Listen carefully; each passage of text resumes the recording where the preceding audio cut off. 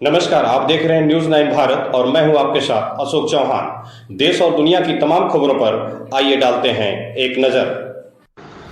Suheldev Bharatiya Samaj party के राष्ट्रीय अध्यक्ष ओम प्रकाश राजभर का आज जनपद मैनपुरी पहुंचे हैं, जहां उन्होंने कस्बा करहल के एक मैरिज होम में सुभाषपा कार्यकर्ताओं की जनसभा को संबोधित किया है। जनसभा के दौरान बारिश के चलते अधिकारी, नेता व कार्यकर्ता पानी से सरोवर नजर आए। जनसभा के बाद पत्रकारों से हुई बातचीत में सुभाषपा नेता ओम प्रकाश राजभर आज सपा कांग्रेस पर जमकर जुबानी हमला बोला है। पुलिस क्षेत्र अधिकारी संतोष कुमार सिंह, थाना प्रभारी निरीक्षक ललित भाटी, चौकी प्रभारी हरेंद्र सिंह आदि ने पुलिस बल के साथ जनसभा स्थल पर सुरक्षा व्यवस्था में जुटे नजर आए। सुभाषपा नेता ओम प्रकाश राजभर ने क्या कुछ कहा, आइए सुनाते हैं उनकी जुबानी। संवाददाता रामकिशोर वर्मा की खास रिपोर्ट। अभी आपने जो बात कही तमाम क्या जातिगत जनगणना के पक्षधर हैं आप? हम 22 साल से बोलते हैं। 5 साल समाजवादी पार्टी 4 बार सत्ता में थी, एको बार नहीं बोली। बहुजन समाज पार्टी सत्ता में थी, एको बार नहीं बोली। कांग्रेस सत्ता में थी, एको बार नहीं बोली। हम सदन से लेकर सड़क तक बोलते रहते हैं। आज फिर कह रहा हूँ, जातिवार जनगणना कोई कराएगा तो एनडीए सरकार माननीय नरेंद्र मोदी जी के ही नेतृत्व में होगी। 69,000 होने की बात आ रही है। देखिए, जहाँ तक सवाल आपने 69,000 की किया, मैं फिर कह रहा हूँ कि 1986 से इस लड़ाई को हम लड़ रहे हैं। हम माननीय कांशीराम जी के साथ रह करके मंडल कमीशन लागू कराने की लड़ाई लड़ते लड़ते फिर किन्हीं बिंदुओं पर बसपा नेता से हमसे कुछ विवाद हुआ तो मैं पार्टी बना लिया। और आप बताओ, आप लोग तो गवाह, सदन से लेकर सड़क तक 69,000 शिक्षक भर्ती से ज्यादा हमसे कौन लड़ सकता है, बोला है। और मैं अभी हमारे यहाँ आवास पे बच्चे गए थे अभ्यर्थी, मैं उनसे कहा कि चलो मुख्यमंत्री से, मैं उन्हीं के सामने चीफ सेक्रेटरी से मनोज जी से बात की। वो दिल्ली जा रहे थे, उन्होंने कहा कि शाम को आता हूँ तो मुख्यमंत्री से बात करके आपको बताता हूँ। रात को 11 सुप्रीम कोर्ट में मामला चला गया मेरे। अब आप बताओ, हम तो रोक नहीं सकते किसी को, कि हम रोक सकते हैं? हमारी कोशिश देखो, हम सहयोगी दल हैं, हमारे पास जितनी क्षमता है पूरी क्षमता से हमने मुख्यमंत्री से चर्चा किया। जब नियुक्ति पत्र वितरण हो रहा था उस समय भी चर्चा किया, 8 तारीख को भी चर्चा किया, 9 तारीख को टाइम भी लिया। मनोज जी ने कहा तो मनोज जी के कथनानुसार मैंने गोरखपुर में कहा कि आप वहाँ मिल लीजिए मुख्यमंत्री से। उन्होंने कहा कि लेके आओ, हम नहीं आ सकते कि मेरा कार्यक्रम मिर्जापुर में है। मैं मिर्जापुर में था, तो मेरी सिंपैथी, मैं 69,000 शिक्षक भर्ती के जो अभ्यर्थी है मैं उनके साथ हूँ। मैं फिर कह रहा हूँ, करने की बात आ रही है।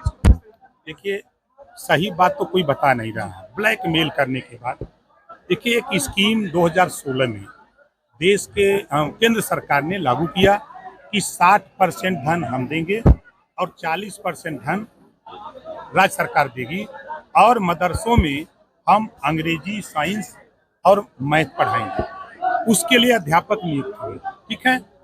फिर पिछले 3 साल पहले केंद्र सरकार ने उस योजना को बंद कर दिया। 1 साल प्रदेश सरकार ने अपने जो अंशदान था वो पैसा दिया, तो उस पैसे के बाद उन्होंने बंद कर दिया 2 साल से। तो उसी चीज को मदरसे के लोग कह रहे हैं।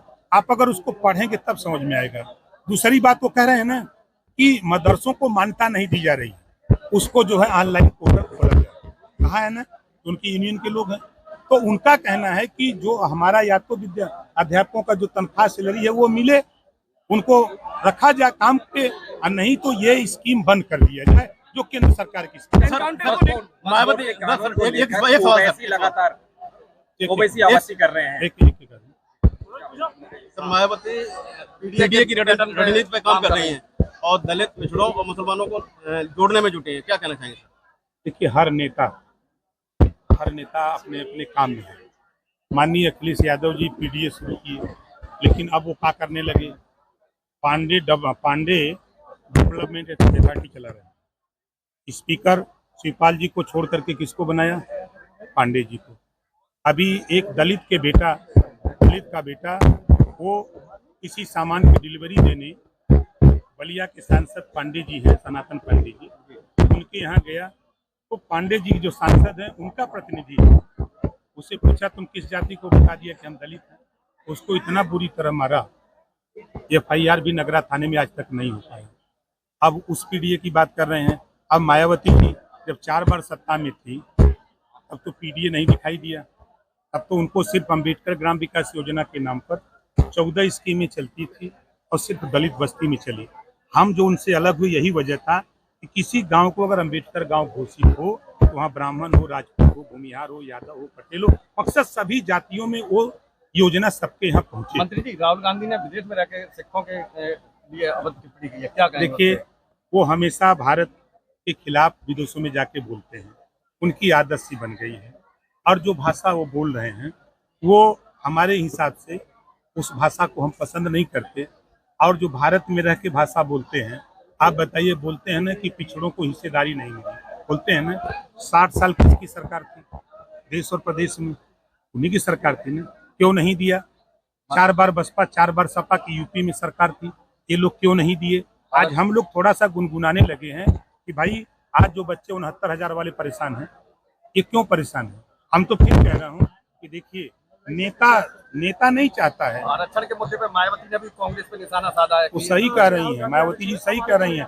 तो मायावती जी, अखिलेश जी, राहुल जी, ये लोग टाइम ले लें योगी बाबा से और मोदी बाबा से, बताओ टाइम मिलेगा कि नहीं मिलेगा? तीनों लोग जा करके बैठ करके चाय पिए, पकौड़ी काटें और वहाँ ये चर्चा करें कि ये जो आरक्षण घोटाले जो सामने आए हैं, हाई कोर्ट के फैसले हो, चाहे असिस्टेंट प्रोफेसर की नियुक्ति के मामले हो, इन सब चीजों को जो टेबल पर बैठ करके आमने सामने बात होगी, ये कर सकते हैं। लेकिन अगर ये कर देंगे तो मामला फिर चिल्लाने के लिए क्या रह जाएगा? आप मंत्री जी उसी विभाग के वक्फ बोर्ड को लेकर आप क्या रहे हैं? क्या हम सोचते हैं वक्फ देखिए, बोर्ड? मैं आपको बता दूं, तीसरे देखिए नंबर वक्फ पे बोर्ड वक्फ बोर्ड की बात करते हैं। वक्फ बोर्ड में जो कमियां हैं, आप जानकारी करिए।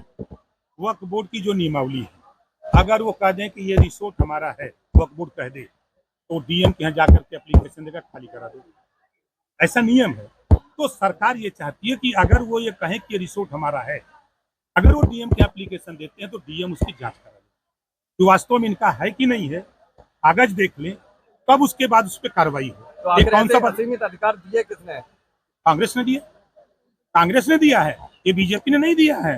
ये कानून कांग्रेस के जमाने का है, हम लोग नहीं कानून, हम तो संशोधन चाहते हैं। इस तरह की बातों में जो चीजें, जो देखिए, आप जैसे किसी क्लास में कोई मुस्लिम टीचर लेक्चर दे रहा हो, नमाज का टाइम हो जाए, अब वो दूध खड़िया खड़ा करेगा या किताब रख देगा और चला जाएगा नमाज में, जबकि इस्लाम में नमाज माफी का है। आप क्लास में पढ़ा रहे हो तो पढ़ाओ, फिर अगली नमाज का।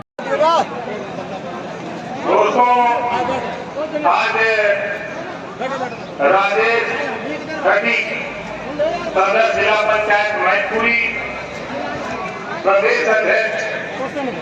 यहाँ खबरों का सिलसिला कभी नहीं थमता, सिर्फ और सिर्फ बने रहिए न्यूज़ 9 भारत पर। अब चाहूंगा इजाजत, नमस्कार।